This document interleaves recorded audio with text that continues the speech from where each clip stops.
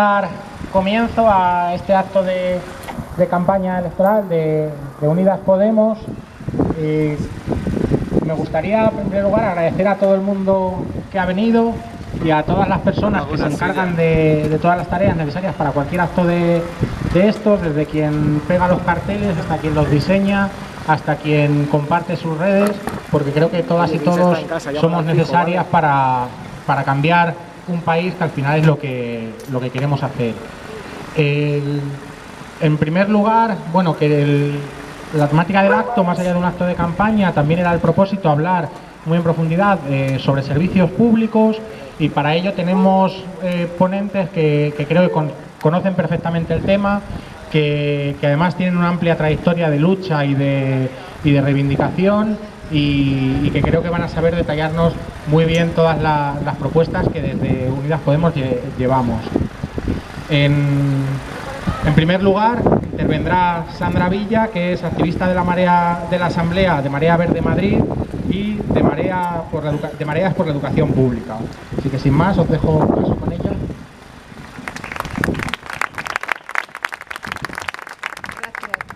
Bueno, pues lo primero agradecer a Unidas Podemos que nos den voz a Asamblea Marea Verde Madrid y a Mareas por la Educación Pública para traer nuestras propuestas. La educación es un derecho y nos corresponde a todas y a todos defenderlo, y además tenemos que ser los garantes de que este derecho sea y llegue a toda la sociedad. La apuesta que hacemos es por una educación pública, laica y gratuita, porque no puede ser de otra manera, y aquí estamos para defender los servicios públicos. De nuestros impuestos sale este dinero que vamos a dar para los servicios públicos, y una parte importante es para la educación. ¿Por qué la educación es tan importante y tan necesaria? Bueno, la educación hasta hace poco ha sido el ascensor social. Y además en España siempre ha habido, desde los últimos años, una buena educación que era equitativa. Eso significaba que no importaba la clase social de la que se proviniera para poder llegar todo lo lejos que se pudiera. Desde que empezó la crisis y con la excusa de la crisis empezaron los recortes, y desde ese momento cada vez es más difícil que nuestras hijas y nuestros hijos puedan llegar a hacer lo que quieran, porque van a necesitar dinero para poder estudiar. Entonces, la defensa es que la educación tiene que ser pública, laica y gratuita, y que podemos poder estudiar tanto cuando somos niños y niñas, cuando somos jóvenes y cuando somos adultos y adultas, para poder seguir formándonos. Esta es la apuesta. Entonces, ¿estas apuestas cómo se articulan? Bueno, pues esas apuestas se articulan a nivel estatal en un documento que se llama el documento de bases, del cual somos firmantes, y a nivel de la Comunidad de Madrid en un documento que es Madrid o una nueva política educativa, donde vienen las líneas generales de la educación que queremos. Está claro que no nos valen ni las leyes que ha habido hasta ahora ni la ley actual. ¿Y cuáles son nuestras propuestas? ¿Qué es lo que pedimos? Bueno, lo primero que pedimos es que se derogue la LOMCE y que se deroguen todos los decretos de universidad que han sido aprobados en estos últimos años. ¿Y qué pedimos? Pedimos una ley construida entre todas y entre todos, una ley que realmente garantice que nuestras hijas y nuestros hijos van a poder ser aquello que quieren. Con los recortes, todos los recortes que hemos sufrido hasta ahora, el problema es, voy a decirlo en cifras. Vamos a ver, los presupuestos de la Comunidad de Madrid de este año son ligeramente mayores que los de 2009. Pero pensad que este año en la Comunidad de Madrid Garrido ha decidido que había un cheque bachillerato, o sea que parte de ese presupuesto que se ha aprobado para el curso 2019 va en esa privatización, en esos cheques que se van a dar al bachillerato para los colegios privados, como el bachillerato no está concertado, pues lo que se hace es que parte de ese dinero se va a dar a aquellas familias que quieran llevar a su hijo a un colegio privado, que lo paguen a través de esos cheques. Realmente lo que está pasando es que en la Comunidad de Madrid seguimos con unos presupuestos de hace más de 10 años. ¿Qué ha pasado a nivel estatal? Incluso con los presupuestos que proponía el PSOE para el 2019, no llegaban a los presupuestos del año 2010. sea que realmente imaginaros todo el recorte que llevamos acumulado en la Comunidad de Madrid y a nivel estatal en educación. Esto al final se nota en las aulas, se nota en que, como además ha aumentado la ratio, se han aumentado las horas lectivas del profesorado, no se sustituyen las bajas, pues realmente todo el trabajo de más que tenemos que hacer los profesores y las profesoras para poder mantener a nuestros alumnos y a nuestras alumnas en los niveles que pensamos que son los óptimos.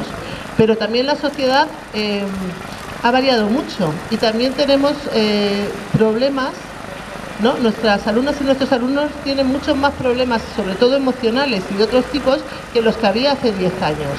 Con lo cual, este incremento de ratio hace que sea muy difícil en la educación pública que nuestras alumnas y nuestros alumnos alcancen los objetivos que queremos. ¿A costa de qué lo hacemos? A costa del profesorado, pero llega un momento que, claro, los problemas son tan grandes que a veces ni con eso es suficiente. Por ejemplo, habéis oído el caso del alumno Andrés que se ha suicidado en el IES Ciudad de Jaén, un instituto en el cual hace 5 años se suicidó Arantxa, y por lo mismo. Entonces resulta que al final no tenemos suficientes recursos y esto mata. O sea, ya no es que no tengamos futuro para nuestros hijos y para nuestras hijas, es que no tienen presente nuestros hijos y nuestras hijas. Entonces, por eso es tan importante apostar por la educación pública. Y por eso hay que tener muy claro que el dinero público es para la educación pública. En la Comunidad de Madrid ha sido, bueno, primero es la comunidad que menos inversión dedica a educación. Y luego, por otro lado, es la comunidad que, digamos, tiene más salidas del dinero público, porque tenemos muchísima privada concertada. Más del 50% ya, sobre todo en Madrid Capital, es de privada concertada. Los cheques guardería, los cheques bebé, porque eso llevan haciéndolo mucho tiempo. Ahora van a implantar los cheques de bachillerato y además cobran por los módulos de FP, cuando en otras comunidades autónomas no se cobra. Y las familias que llevan a sus hijos y a sus hijas a colegios privados se lo pueden desgravar. Quiero decir que esto hay que solucionarlo. El dinero público es para la pública y esto creo que hay que tenerlo muy claro. Entonces, desde Mareas por la Educación Pública y Asamblea Marea Verde, las líneas que pedimos fundamentales son la derogación de la LOMCE, la derogación de los decretos de universidad, el aumento de la inversión pública hasta el 7%,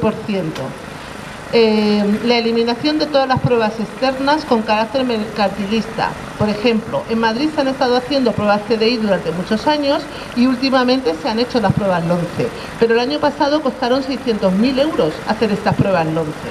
O sea, todo donde puede la Comunidad de Madrid derivar dinero público para una privada o para una empresa, lo hace y lo está haciendo a través de la educación. Por eso hay que blindar la educación pública. Y el dinero público hay que tenerlo muy claro, tiene que ser para la educación pública, para las empresas públicas, porque al final salen más baratas, al final nos rentan mucho más y además porque esto no se trata de un mercado, lo estamos haciendo para que nuestros hijos y nuestras hijas puedan tener el mejor futuro posible. ¿Qué más pedimos? Bueno, pedimos pues la disminución de los periodos lectivos, la disminución de las ratios en los institutos y en los colegios, y también estamos pidiendo la sustitución inmediata de las bajas, porque ahora mismo un profesor o una profesora se pone enfermo y hasta pasados 15 días no se sustituye. Y es con dinero nuestro, es dinero que estamos pagando de nuestros impuestos y no se están sustituyendo a estas profesoras y a estos profesores. Y a nivel global, pues entendemos que, bueno, hay que derogar el artículo 135 de la Constitución, hay que acabar con los tratados internacionales, hay que derogar la reforma laboral y hay que derogar el decreto 20/2012 y todo esto que se aprovechó con la crisis, porque con la crisis se aprovechó para recortar muchísimo, recortar sobre todo en educación, ya lo habéis visto, o sea, no estamos ni en los niveles de 2009, ni de 2010, ni a nivel de la Comunidad de Madrid, ni a nivel estatal. Y además también se aprovechó para meter muchas leyes restrictivas, como por ejemplo la ley Mordaza y todas estas leyes que os he comentado antes, que nos impiden, ¿no?, superar una determinada deuda y que nos impiden hacer más inversión en los servicios públicos. Pero realmente esa es la apuesta que tenemos que hacer. No queremos nada privado. no entendemos que haya privados concertados. En Mareas por la Educación Pública se entiende que haya colegios privados, pero no subvencionados. Pero privada concertada no tiene ninguna razón de ser, porque donde haya pública no se pueden cerrar colegios públicos y que siga existiendo privada concertada. Eso no puede ser. Tenemos que ver la manera de ir cambiando esta privada concertada para que al final, si quieren, puedan llegar a ser públicos. Y habrá que ver con qué estrategias o cómo lo hacemos. Pero no podemos seguir manteniendo todo este derroche de dinero público hacia empresas privadas. Y bueno, pues esto era un poco así en resumen. Luego, si queréis hacer alguna pregunta más. Esto solo tiene dos caminos. Una es la lucha y seguir peleándonos todos los días en la calle por todo aquello que pensamos que es nuestro y que nos corresponde. Y la otra es cambiando las leyes, ¿no? Y luchando porque las leyes se modifiquen y porque al final no sean unas personas allí, unos entes que construyan estas leyes sin contar con nosotras y con nosotros. Creo que esa es la otra parte. La otra parte es que tenemos que ser partícipes y constructores de nuestra realidad para que podamos cambiarla. Gracias.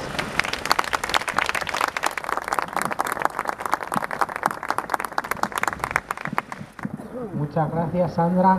Y bueno, si hablábamos de educación, o hablaba Sandra de educación, otro de los pilares de los servicios públicos creo que creemos que es la sanidad, y para ello pues qué mejor que una médico de familia, además de aquí de Fuenlabrada y con una amplia trayectoria de lucha y de militancia para mejorar todos los servicios públicos, como es Mar Noguerol. Bienvenida. Gracias, buenas tardes. Es gratificante ver a tanta gente aquí interesándose por algo que probablemente en cualquier acto de la derecha pues no se hablaría, porque se les llena la boca de decir ahora que quieren mejorar cosas cuando llevan años demostrándonos que lo único que han hecho es desmantelarlas. Pero realmente a las personas progresistas, a las personas que luchamos por la justicia social, sí que nos parecen esenciales los pilares de lo que es un Estado equitativo, redistributivo, que garantice la igualdad y la equidad en el acceso a todas las cuestiones esenciales para el ser humano, y una de ellas es la sanidad.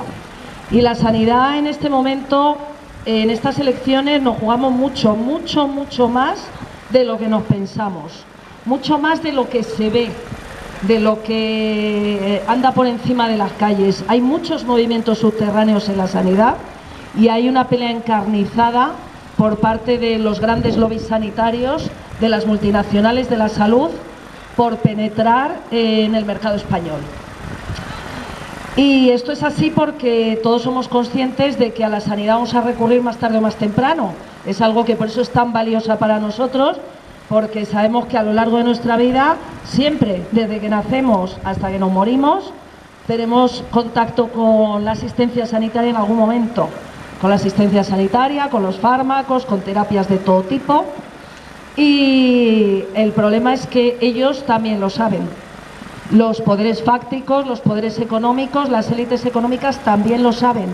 Saben que es una tajada muy apetecible y muy sustancial, porque va a estar siempre garantizada por un Estado que va a estar poniendo dinero de los impuestos, porque la sanidad se financia con impuestos, no con lo que nos descuentan de la seguridad social, sino con los impuestos directos e indirectos que pagamos desde que compramos una barra de pan hasta que nos tomamos una cerveza, hasta que compramos cualquier otra cosa, hasta la declaración de la renta.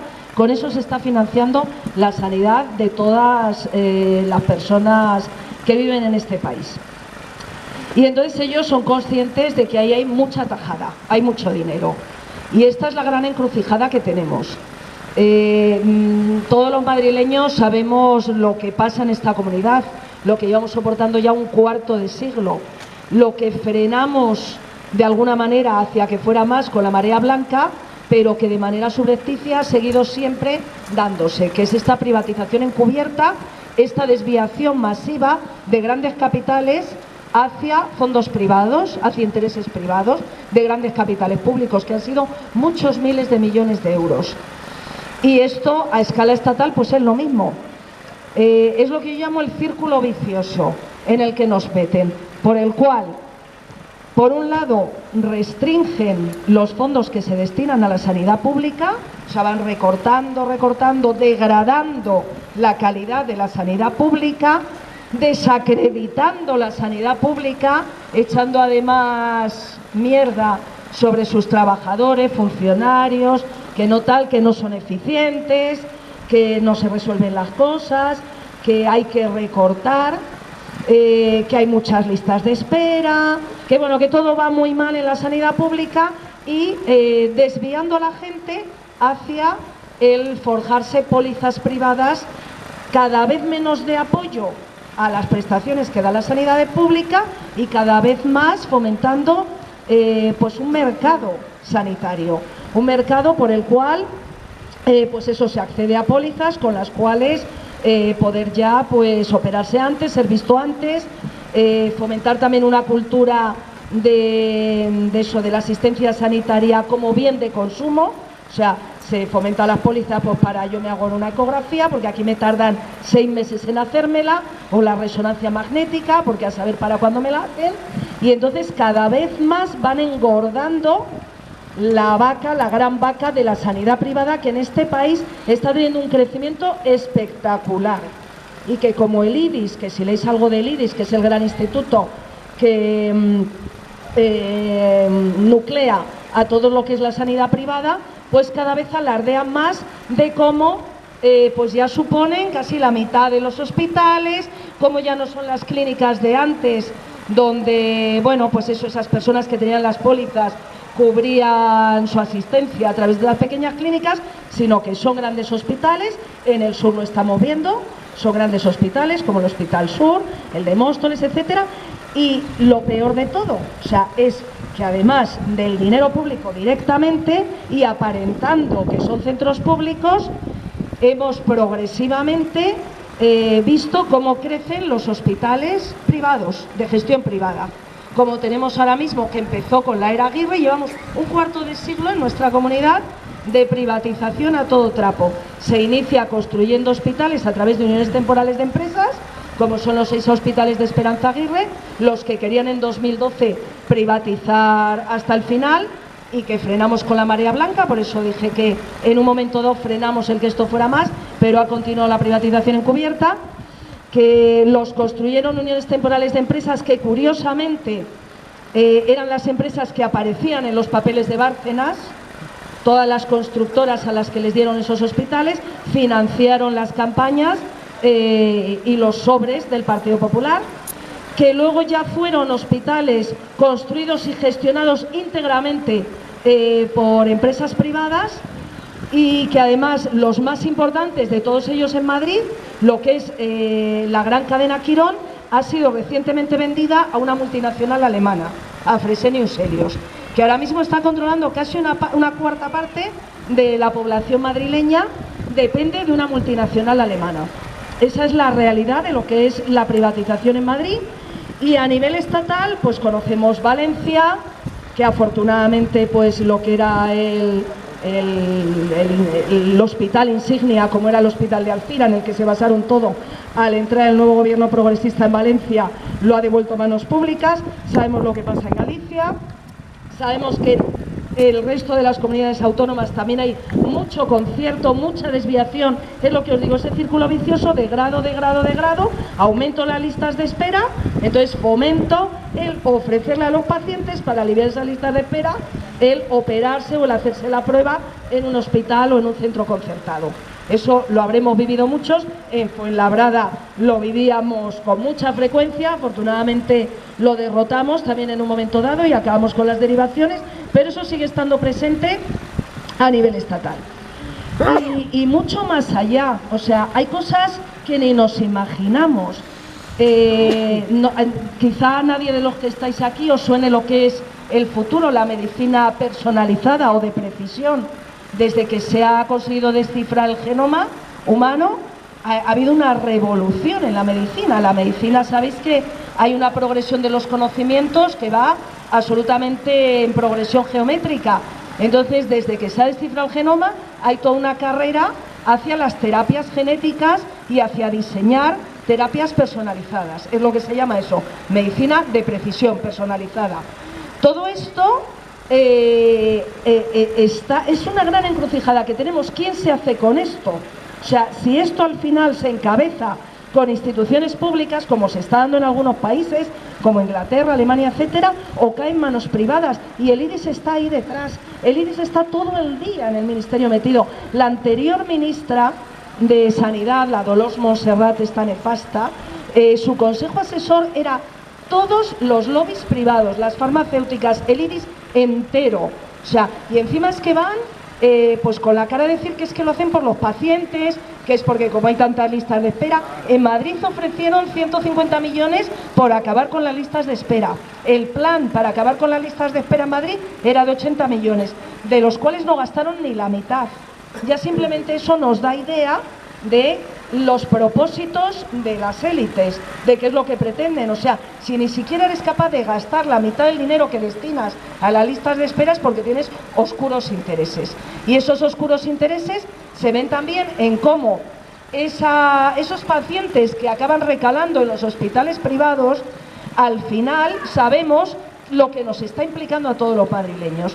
Este año ha salido a la luz un informe de la Cámara de Cuentas, que es un organismo oficial nada sospechoso de ser de izquierdas, ni partidista, ni de la oposición, sino que es un organismo oficial, que ha elaborado un informe de lo que ha supuesto la privatización en Madrid y ha determinado que estamos pagando un sobrecoste de entre 7 y 8 veces lo que hubiera implicado el no haber construido todos esos hospitales y haber hecho la privatización. A la Fundación Jiménez Díaz le estamos pagando las cirugías hasta casi un 700% más del coste que tienen en los grandes hospitales públicos. Imaginaros, o sea, cada año estamos perdiendo entre 50 y 100 millones de euros nada más que en ese hospital, por las derivaciones, por lo que se nutre de la degradación de la sanidad pública. Degradación que hemos pagado pacientes y profesionales. Pese a tener 10 hospitales más en Madrid, tenemos 300 camas menos. Hemos perdido 7.500 puestos de trabajo. Y eso, y unos sobrecostes de entre 7 y 8 veces. Entonces, esa es la gran encrucijada que tenemos en todo el país.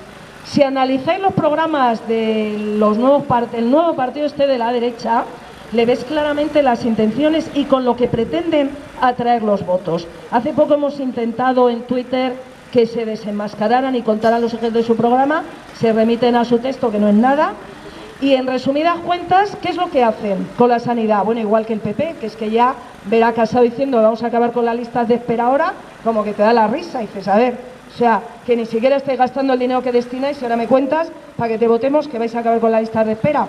Bueno, ellos tienen unos pilares fundamentales, que es el manipular la sanidad políticamente para sus dos grandes temas, que son el racismo y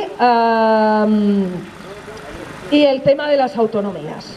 Cataluña, sí, bueno, las autonomías. Entonces, cogéis el programa de Vox, sí que es lo que dicen tarjeta sanitaria y de Ciudadanos, de tarjeta sanitaria estatal, cuando, bueno, la tarjeta ya es compatible, pero vamos, es la forma de dar caña contra las autonomías. Y decir que si piden el euskera y que si piden el catalán para las oposiciones en las autonomías. Y luego el tema de los migrantes. O sea, la gran línea programática de Vox es que van a obligar al copago a todos los migrantes hasta que no lleven, ya no se sabe si 5 o 10 años, unas veces 5, otras veces 10. O sea, esos son las grandes cuestiones. Y eso, y lo de las autonomías, hablando de tarjeta y de cartera de servicios unificada.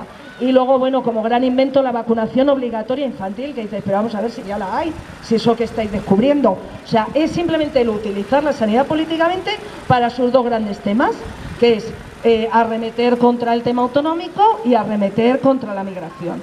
Las grandes cosas con las que pretenden ese voto rancio, ese voto segregador, clasista no solidario, atraerlo para sus filas. Y bueno, pues ante eso yo creo que es importantísimo, y los grandes retos que tenemos son el movilizarnos y pelear. Creo que en el programa sanitario tenemos una forma eso de contraponer a la derecha, porque, bueno, luego el gran invento de Vox también es que lo que plantean es que las pólizas privadas se desgraven de la seguridad social. Es decir, la inequidad ya más absoluta, la segregación, o sea, y hay que abrirle un poco los ojos a la gente, decirle, la póliza que cuesta ahora mismo 30, 60 euros, en el futuro, si se desmantelara nuestro sistema, en Estados Unidos ahora mismo la mayor causa de ruina económica de las familias es la sanidad. O sea, te cuesta un parto 30.000 dólares. O sea, entonces hay que decirle, si se desmantela nuestro sistema sanitario, que además es muy eficiente comparado con el de Estados Unidos, que es el gran paradigma de la medicina privatizada, pues mañana no te podrás pagar la póliza y además, como tenga muchas enfermedades, directamente no te harán una póliza. Tenemos cancha para discutir, tenemos donde contraponer. Defendamos lo que es una joya, independientemente de las experiencias concretas que hayamos tenido, que habrán sido mejores, peores o regulares. Pero el sistema que tenemos es una joya que no podemos dejar que nos la arrebaten. Así que todos a la calle, todos a contraponer a este trifachito que nos quiere arrebatar nuestros derechos, y vamos a defender una sanidad pública, equitativa, universal y de calidad. Muchas gracias.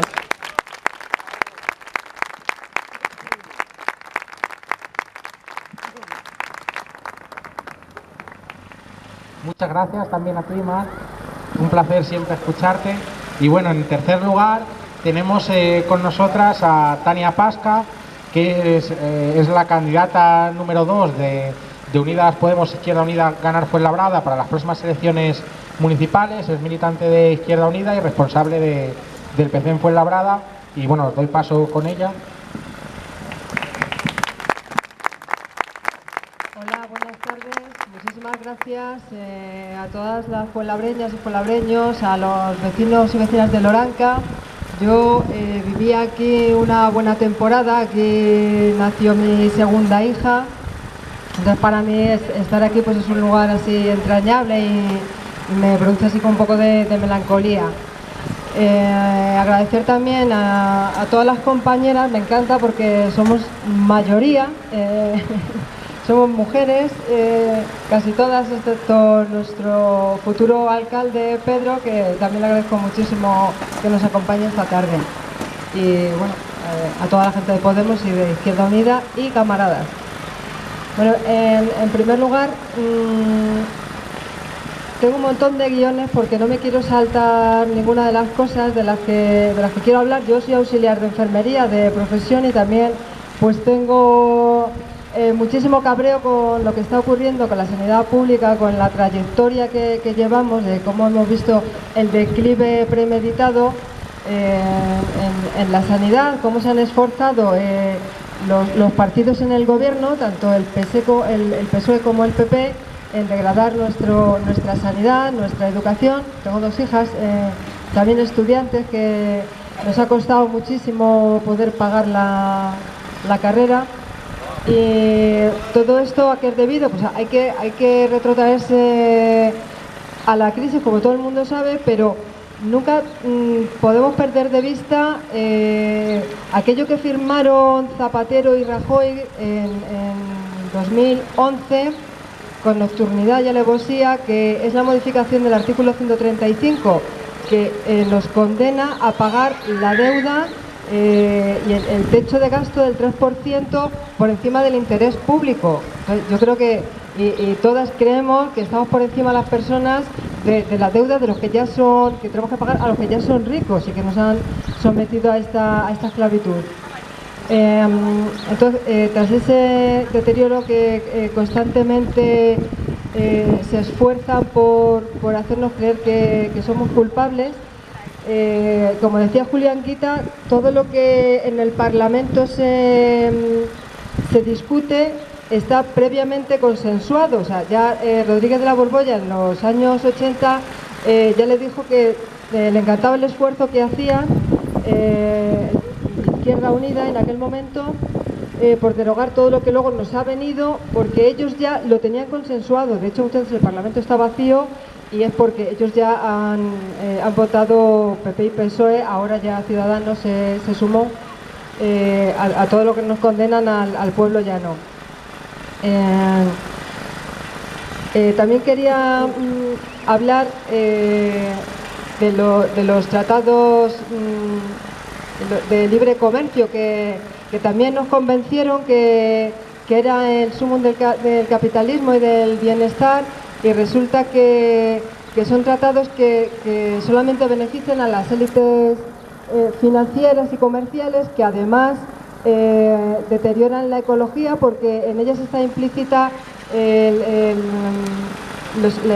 la sanidad de esos productos que presuntamente tenemos que comprar, ecológicamente también inviables.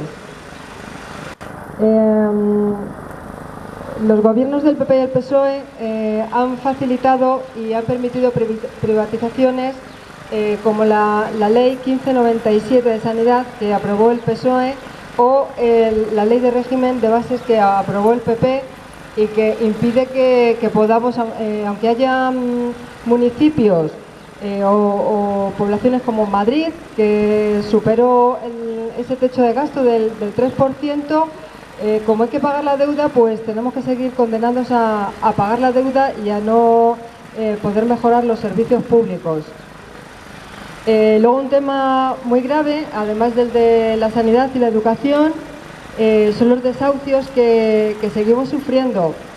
Yo, el día 8 de marzo, el día de la mujer de la mujer trabajadora, que hice huelga, fui a parar a un desahucio, y fue lo que me impulsó a dar un paso hacia adelante y con la aprobación de mis compañeros y compañeras, a ser la candidata por Izquierda Unida, porque no teníamos candidato ni candidata, y aquello de ver a una mujer con 2 hijos, con un pie en la calle, una mujer trabajadora, con un sueldo, pero que no era lo suficientemente alto para pagar el alquiler, y que se veía con sus hijos y sus cosas en la calle, me parecía de una injusticia tan grave que decidí, bueno, pues dar el paso. Yo, que soy una mujer trabajadora y normal, madre de familia, que vivo de alquiler también, y que creo que esas mujeres, esas personas tienen que tener también voz. Por lo tanto, no puede haber ni gente sin casas, ni casas sin gente, porque resulta que tenemos a nuestros jóvenes en edad de emanciparse, sin poder acceder a alquileres, porque no existe alquileres públicos ni alquileres accesibles. Yo me encuentro ahora mismo con una persona a la que quiero mucho, que necesita irse de su casa en estos instantes, porque además su familia también se tiene que ir, y lo que hay, las ofertas que hay son de 800 euros al mes. Por esta zona noble en la que vivimos, los sueldos son de 900 euros. Ahora mismo una persona que gana 1000 euros ya es un privilegiado. No nos pueden convencer, no podemos tolerar, no podemos consentir que todo nuestro sueldo se dedique a un derecho que está recogido en la Constitución, en el artículo 47, que es el derecho a una vivienda, ni más ni menos, una vivienda para poder vivir y poder tirar adelante, porque además los jóvenes son los que luego queremos que paguen las pensiones. Todo esto va en cadena, y una vez más, pues, culpables de ser unos losers, unos perdedores, y seguir condenados por la modificación del artículo 135 que firmaron PP y PSOE. Y PSOE, acordaos, de esa izquierda que tenemos. Y bueno, por otro lado, yo soy muy sensible y estoy muy implicada con la lucha feminista, que ha dado pasos de gigantes este año. Se ha consolidado con el 8 de marzo, pero una de los peldaños que no se pueden dejar atrás, que tenemos que seguir extendiendo, es la lucha de las mujeres por conseguir su emancipación. Somos quienes llevamos la carga de los cuidados, en la mayoría de los casos. Cuidamos de nuestros hijos e hijas y de nuestros mayores y de las personas dependientes. No tenemos una ley de dependencia, la ley 39/2006 está ahí, pero como ya dijo Rajoy, era inviable. ¿Cómo puede ser inviable que las personas dependientes? Porque tarde o temprano todos seremos dependientes, y es un derecho recogido en la Constitución, y son derechos humanos. Entonces necesitamos además que, para que la mujer esté emancipada, liberarnos de esa carga, porque tenemos tanto derecho a disfrutar de nuestros hijos como de nuestra vida laboral, y esas personas a ser cuidadas con dignidad.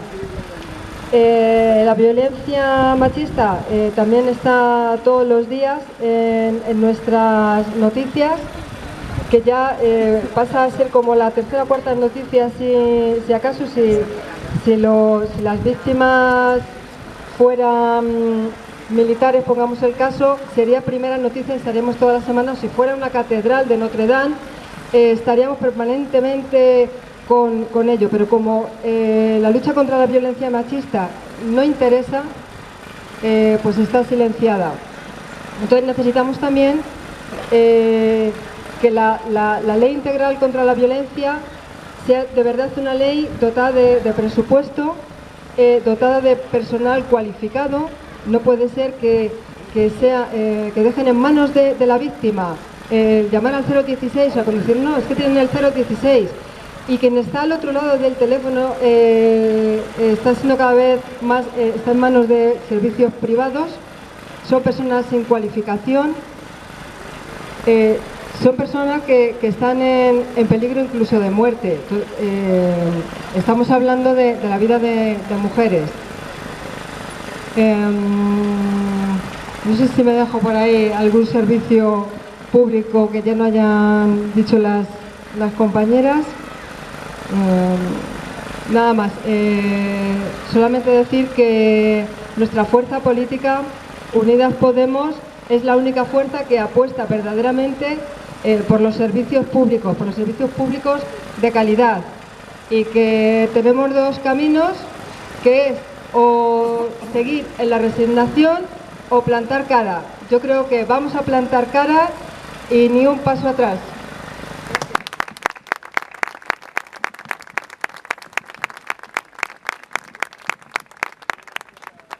Pues muchas gracias, Tania. Y la siguiente persona que va a hablar, Bruno, es el próximo candidato a alcalde de nuestro municipio. Es secretario general de Podemos en Fuenlabrada y bueno, con una larga trayectoria también en movimientos y en la candidatura que ha habido hasta ahora en ganar Fuenlabrada, y con todos vosotros y vosotras, Pedro Vigil. Sí, larga trayectoria porque soy muy mayor, claro. No, quería empezar, como siempre, dando a toda la gente que está hoy aquí muchas gracias. De corazón, muchas gracias por venir a escucharnos una tarde como esta, ¿vale? Entonces, muchas gracias. Quería también agradecer a las compañeras que me acompañan aquí hoy, que de verdad sois ejemplo y un espejo en el que mirarse. Muchas gracias. Y quiero acabar siempre el agradecimiento a todos los invisibles, todas las personas invisibles que han preparado todo este sarao, que no les veis muchas veces, pero que sin estas personas todo esto no sería posible, ¿vale? Para esa gente sí que de corazón os pido un aplauso muy grande. Muchas gracias, compañeros y compañeras. Fijaros, hace unos días en el Tomás y Valiente nosotros hacíamos un acto de arranque de campaña donde escogíamos 4 temas que nos parecían muy importantes. Y escogíamos el tema de migrantes, escogíamos el tema de feminismo, escogíamos el tema de mayores, jubilados y el tema de juventud. Y nos parecía un acierto haber escogido esos temas, al igual que nos parece un gran acierto lo que escogemos hoy, el tema de servicios públicos. Y no es casualidad que hayamos traído referentes en nuestro municipio de lo que es la educación y la sanidad pública. Porque fijaros, la educación y la sanidad pública son lo que nos permite a la gente humilde estar en una relativa igualdad de condiciones. Es uno de los argumentos donde nos permitían, yo muchas veces cuento esta anécdota, ¿no? Como en los 80 las universidades se abrieron a la gente humilde. los hijos de los trabajadores por primera vez de forma masiva entrábamos en las universidades y nos poníamos a estudiar y hostias, con el tiempo pasa una cosa, que éramos tan listos y tan listas como los hijos de los poderosos y en muchas ocasiones teníamos mejores expedientes que los hijos de los poderosos y ante eso el poder tenía que reaccionar y tenía que poner sus concertinas. ¿Y sabéis cuáles fueron las concertinas en la educación universitaria? Los máster. Porque una vez que acabas, digo, lógicamente el acceso ya no es lo mismo a la gente humilde que al que había en los 80. Han subido las tasas, han bajado las becas, es cierto. Pero las concertinas realmente son los máster. Que una vez, una gran cantidad de carreras, una vez que acabas tu carrera, si no haces el máster no puedes ejercer. Esas son las auténticas concertinas que los poderosos han puesto a la gente humilde para poder estudiar. Con la sanidad, fijaros cómo es la película, porque yo también sigo contando, es lo bueno de ser mayor, ¿no? Que ha vivido muchas cosas, siempre ha habido educación y sanidad privada, pero era una forma de segregar.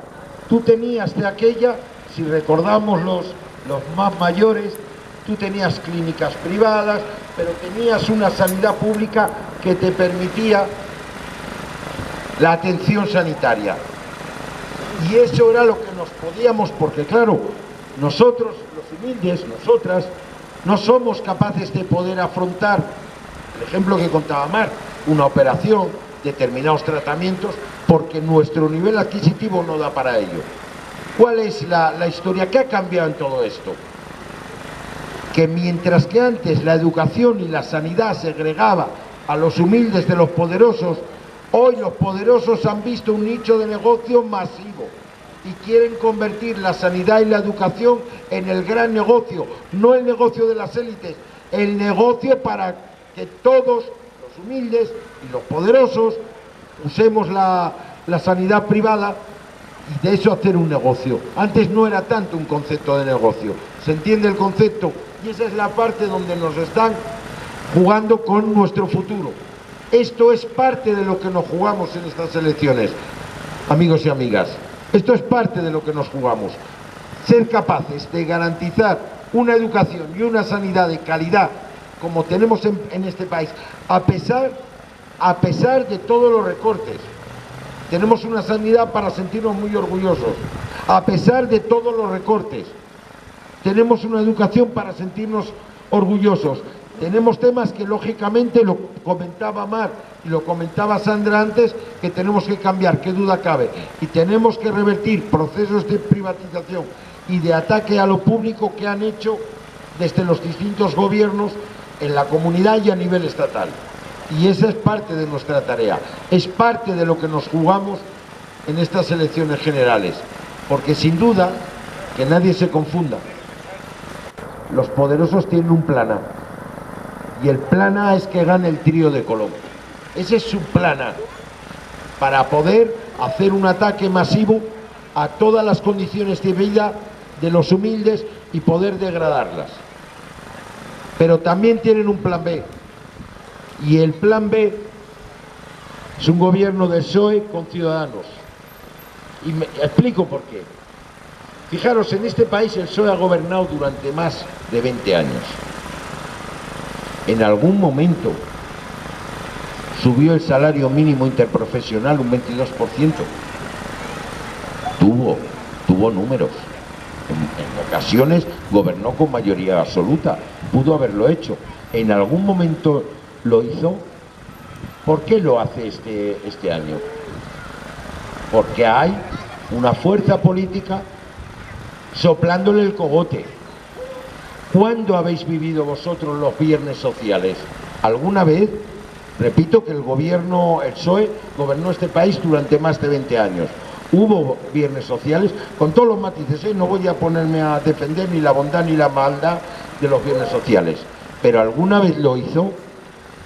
Entonces, al final, me parece que la tarea que nos queda en esta última semana de campaña, justamente, es romper los planes que tiene el IBEX 35. Romper el plan A y romper el plan B. Y es necesario que todos nosotros y nosotras, en la panadería, en el lugar de trabajo, en las escuelas, en la universidad, en el barrio, paseando, dando una vuelta en bicicleta con nuestros familiares, es necesario que os convirtáis en la voz de la gente humilde y que de verdad podemos revertir las encuestas y podemos ser una fuerza con una presencia en el Parlamento importante, que obligue de verdad a que se hagan políticas al servicio de los humildes. Ese es nuestro reto durante esta semana. ¿Cómo conseguimos el boca a boca? Porque al final, estas semanas han puesto encima de la mesa que contra nosotros y nosotras vale todo, que hay cloacas, que hay retretes, que hay sumideros, que todo vale, absolutamente todo. ¿Sabéis por qué? Porque realmente ponemos en cuestión que los poderosos sigan gobernando. Ponemos en cuestión que sigan haciendo políticas al servicio de los poderosos y en detrimento de los más humildes. Ese es nuestro gran crimen. Ese es nuestro gran crimen. Y os digo más, estamos dispuestos a seguir cometiendo ese crimen. Vamos a seguir peleando por los derechos de los sencillos. Vamos a seguir peleando por los derechos de los humildes. Intentar ser nuestra voz, porque los medios cada vez lo tenemos más complicado. Está claro y se está viendo todos los días al servicio de quien está. Y quiero acabar con dos cositas. Una primera, el domingo necesitamos muchos ojos en las urnas.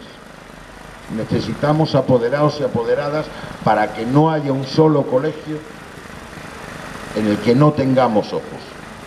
Es fundamental que nos ayudéis en esa tarea. También os digo, si alguien quiere apuntarse, luego que pase por la carpa y se apunta ahí. Y una segunda, que nadie os diga que no se puede.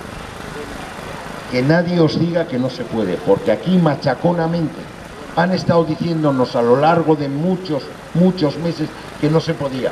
No se podía echar a Mariano Rajoy, mirar dónde está. No se podía hacer moción de censura. No se podía. Y estamos pudiendo, compañeros y compañeras, estamos pudiendo. Y de verdad, no permitáis que nadie os diga que no se puede, porque juntos y juntas sí se puede. Muchas gracias y seguimos.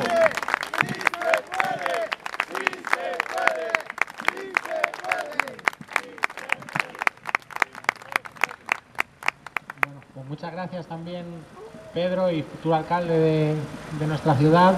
Somos capaces de ir juntos y juntas y de conseguirlo todo.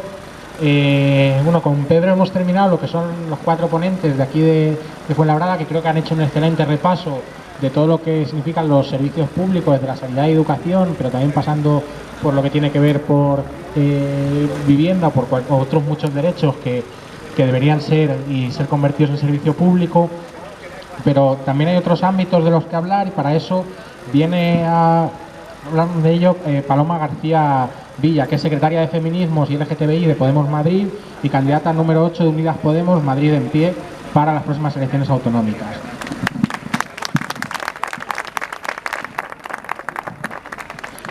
Bueno, pues en primer lugar, muchas gracias por invitarme, muchas gracias tanto a Podemos como a Izquierda Unida de Fuenlabrada, y muchísimas gracias a la gente que ha montado este acto, que sé que lleva mogollón de curro, ¿no? Y que luego no se les ve, y que a lo mejor luego no cogen nunca un micrófono, pero que es la gente súper necesaria para hacerlo, por eso todo mi agradecimiento.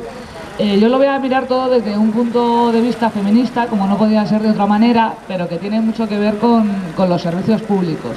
Cuando hablamos de los municipios de Fuenlabrada, o hablamos de la Comunidad de Madrid, o incluso hablamos del Estado español, y creemos que es solamente una realidad que nos incumbe, ¿no?, en nuestro pequeño ámbito o en nuestro pequeño territorio, tenemos que saber que no es así, que esto es una estrategia internacional y que hay una ola reaccionaria internacional. y que se están organizando de manera internacional toda esta reacción, que es una reacción un poco a los derechos que hemos conquistado las mujeres y también a los derechos que ha conquistado la clase trabajadora y la clase obrera. Llevamos sufriendo muchísimos años de crisis, ¿no? Ya llevamos más de una década en una crisis profunda, y han visto que las mujeres y demás estábamos avanzando, y para ello han creado esta ola reaccionaria, donde parecía que en el Estado español estábamos vacunados por el 15M, pero que parece que ahora están pudiendo entrar. El caso más paradigmático puede ser Trump en Estados Unidos, y luego también está en Latinoamérica Bolsonaro, ¿no? que está gobernando a 200 millones de personas, una persona que se declara abiertamente machista, abiertamente homófobo, y que además su política económica es ultraliberal, porque luego hay otro tipo de extrema derecha que es diferente, hay que distinguirla, como por ejemplo la francesa de Le Pen, que sí que tiene, que es muy de derechas, pero sí que tiene un carácter más obrerista, y que además utiliza el feminismo para ir en contra de otras poblaciones, ¿no? Por ejemplo, dice que ella quiere defender a las mujeres francesas, y entonces está en contra de los migrantes del Islam, porque son los que van a violar a las mujeres francesas. Con lo cual hay varias ramas de derecha y de extrema derecha y de lo que es el ultraliberalismo que se están conjugando en una internacional reaccionaria, y yo creo que desde nosotras, ¿no? Desde nuestro punto de vista, lo que hay que hacer es una internacional feminista.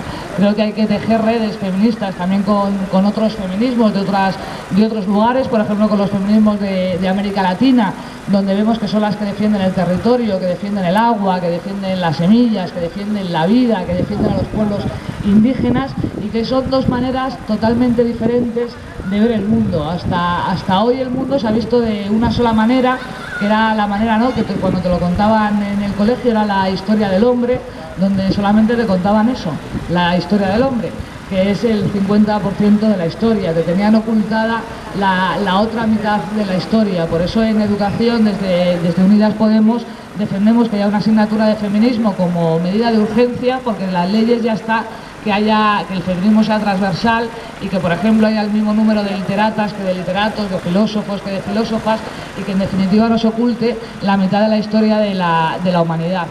También nos han querido dividir, y también solamente se ha visto la mitad del mundo en lo que es la economía, ¿no? Y todo lo que es economía se ha puesto a lo que es economía de mercado, a esa economía productiva, y solamente lo que entraba en el mercado era economía, con lo cual invisibilizabas todo aquello que no estaba dentro del mercado, que casualidad era todo aquello que hacíamos las mujeres, que era el trabajo de cuidados, que eran los trabajos domésticos, que era el trabajo que ahora se llama de cuidados y que siempre se ha llamado de reproducción social.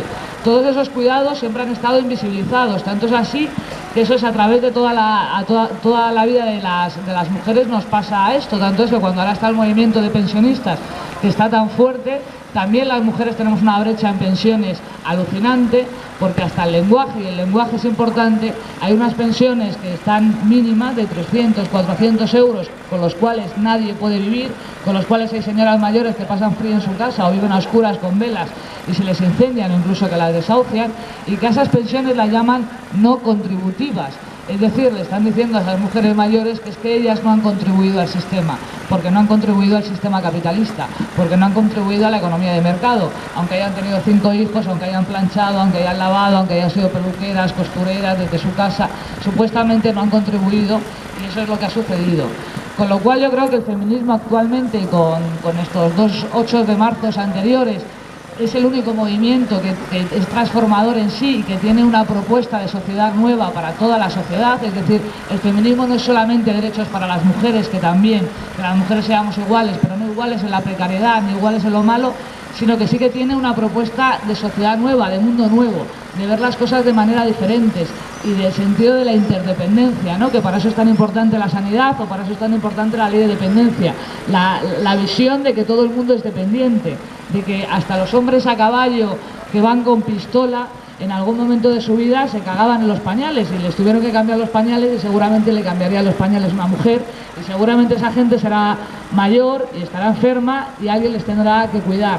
La interdependencia entre las personas y la interdependencia con el medio ambiente.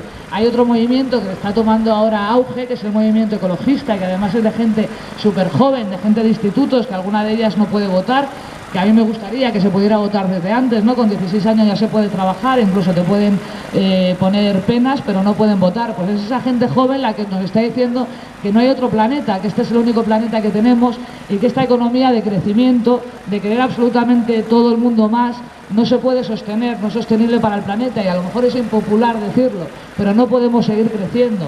Hay que aprender a vivir de otra manera. No pueden tener todo el mundo coche, o que haya 7 coches por familia y 4 no sé qué, y 5 televisiones y 800 cosas así. No se puede. Quien lo diga que eso se puede hacer y que vamos a estar creciendo todo el rato y todo el rato y todo el rato, nos quedan 100 años de planeta y luego no va a haber otro. Entonces a las generaciones futuras esto les preocupa. En definitiva es eso, el feminismo te muestra el camino, un camino donde los servicios públicos son verdaderamente importantes, donde, por ejemplo, ahora vemos a los nuevos partidos y a los antiguos partidos con caras nuevas que se quieren parecer a esos nuevos partidos para que no les quiten votos, y tienen como un pequeño, no sé, como un pequeño lío entre ellos de a ver quién es más de derechas o a ver quién la dice más, la burrada más grande, ¿no? Y ahora están todo el rato con los 3 chivos expiatorios que se han cogido, que uno somos las feministas, ¿no? Y ahora es antifeminismo puro y duro, y lo que antes era como un consenso, ahora parece que ya puedes decir cualquier cosa, como que vamos a abortar a hijos ya nacidos en Nueva York, o que los concebidos no nacidos puedes pedirles plazas en los colegios, o que la ley de violencia de género no sirve porque la violencia no tiene género, cuando el año pasado asesinaron a 98 mujeres, hombres, porque los asesinaron hombres, a mujeres, y te dicen que no existe. Lo peor que podemos hacer es quedarnos paradas, lo peor que podemos hacer es quedarnos igual, es decir, que con lo que tenemos sirve. La ley de violencia de género, por ejemplo, que hay en el Estado español, es mala, hay que superarla. La ley de violencia de género solamente contempla a parejas y exparejas, no contempla a las asesinadas. Yo, por ejemplo, que no voy a tener nunca una pareja ni expareja varón, si me mata un tío por la calle y me viola, no cuento como violencia de género, no cuentan las violencias sexuales. Por supuesto hay que poner presupuesto, pero por supuesto hay que ver que todas esas violencias que sufrimos las mujeres por el hecho de ser mujeres, y que además ha tenido un auge importante porque siempre lo hemos hablado en abstracto, ¿no? Siempre hemos hablado de violencias machistas, pero en abstracto. Pero cuando ha habido campañas como Cuéntalo y cuando ha habido campañas como el Me Too, y hemos visto que el 90% de las mujeres alguna vez en la vida hemos sufrido una agresión, no es lo mismo decir que hay violencia sexual a que diga, mira, yo soy Palome, cuando tenía 10 años mi profesor me tocó el culo, o para corregirme un examen me dijeron no sé qué, o mi compañero de trabajo me hizo tal, o cuando fui a mi casa me pasó tal cual cosa, ¿no? Siempre nos han querido meter en lo abstracto y nunca en lo concreto, porque lo nuestro nunca ha sido historia. Es como que pasa un poco con esa visión eurocentrista que tenemos de otros pueblos, ¿no? Que lo nuestro es cultura y lo suyo es folclore. Pues aquí la historia de los hombres y lo de las mujeres son pequeñas anécdotas, ¿no? que nos sucede. Yo creo que esto ya está bien, ¿no? Y que nosotras tenemos tanta fuerza, que han sido ellos los que nos han señalado la fuerza que tenemos. Creo que el enemigo, en este caso son las derechas, se han dado cuenta antes que nosotras de lo fuertes que somos, y por eso nos han puesto en el punto de mira, y por eso su problema principal es con el feminismo y con los y las migrantes, ¿no? Son como los 2 chivos expiatorios, y luego la clase obrera. Yo creo que lo que hay que hacer es tejer, creo que son súper importantes las elecciones, y como decía Pedro y como decían las compañeras, el boca a boca, hablar, que los colegios electorales haya apoderado. Nos queda una semana para las estatales y ahora hay que poner toda la carne del asador con las elecciones. Además yo estoy encantadísima que aquí haya confluencia y que en la Comunidad de Madrid haya confluencia y que las izquierdas lleguemos a acuerdos, porque ellos se ponen de acuerdo en 3 minutos y les sobran 2. Ellos da igual que se presenten por distintos partidos, cuando haya que pactar se sientan a una mesa, en 3 minutos les sobran 2. Creo que nosotros y nosotras tenemos que tener la misma capacidad de hacerlo, de saber cuáles son los objetivos comunes, y que el objetivo es una transformación radical del sistema, y que ese sistema sea vivible para todas las personas y para las personas de abajo, ¿no? donde estamos muchas, y que nos están robando vida literalmente. Hablaba la compañera del genoma, y fenomenal que la medicina avance tanto, pero hoy en día la esperanza de vida depende más del código postal que del código genético. Hoy en día mi código postal, que es el 28053, que es Entrevías, vive 10 años menos que el barrio Salamanca o que Pozuelo. 10 años menos de esperanza de vida que te roban, o sea, que te han robado porque comes peor, la sanidad es peor, el transporte público es peor, todo es peor y tu vida es más dura. Creo que tenemos que hacer que no dependa del código postal, y que en todos los códigos postales la gente pueda vivir vidas dignas y tenga la misma calidad y la misma esperanza de vida. Pero creo además que tanto PSOE como PP las leyes las cumplen según quieren o no quieren, ¿no? Hay leyes aprobadas en la Asamblea de Madrid, por ejemplo, que no han cumplido. Ejemplo paradigmático, la ley LGTBI o la ley trans, sin un solo voto en contra, y que no se cumple ninguno de sus artículos, redes y afectos feministas y que luchen por las de abajo, y que lo único que queremos es eso, suena como muy naif, ¿no? Pero lo que queremos es vivir, ¿no? Y es tener todo el mundo la misma esperanza de vida, todo el mundo la misma calidad de vida y todo el mundo no estar... es tener todo el mundo la misma esperanza de vida, todo el mundo la misma calidad de vida y todo el mundo no estar únicamente dedicados al trabajo de mercado y al trabajo productivo, sino no tener horas libres para pensar, horas libres para amar, horas libres para querer, y que no somos máquinas de trabajar ni dentro ni fuera de casa, y que queremos vidas donde todas las vidas valgan lo mismo y todas las vidas merezcan ser vividas. Muchas gracias.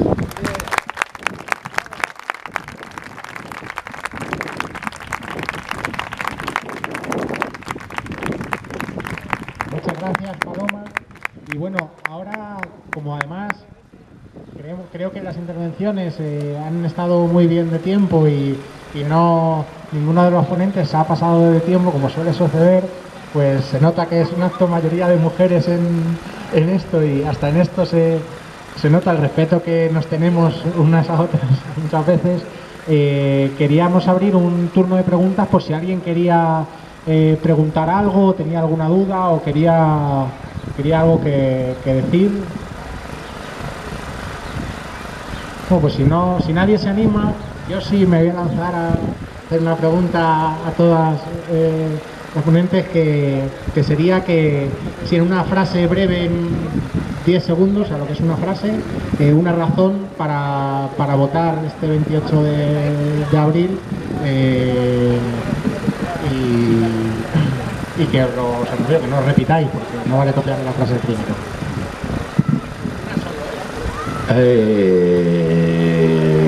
Nos va la vida en ello.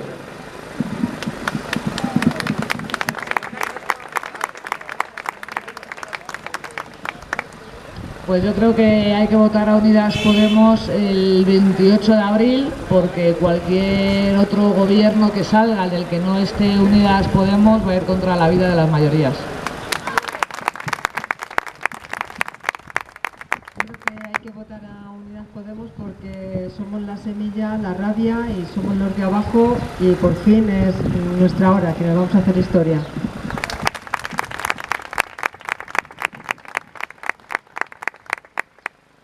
El 28 nos jugamos como poco 4 años para defender lo común frente a los que nada más piensan en defender sus propios intereses.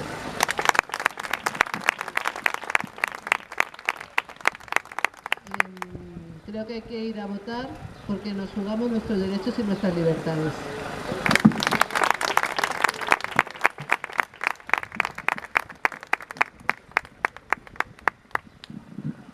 ¿Nadie más se anima a hacer ninguna pregunta? ¿No? Bueno, pues si no tenemos nada más que decir, y bueno, como veo caras de frío y estas cosas, pues nos despedimos hasta la siguiente.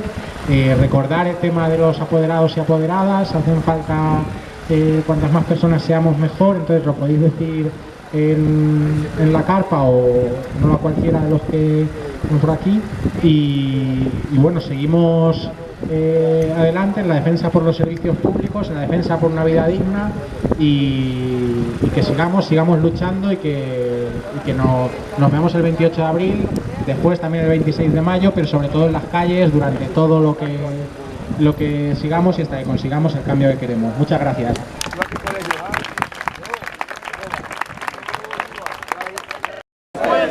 ¡Sí se puede!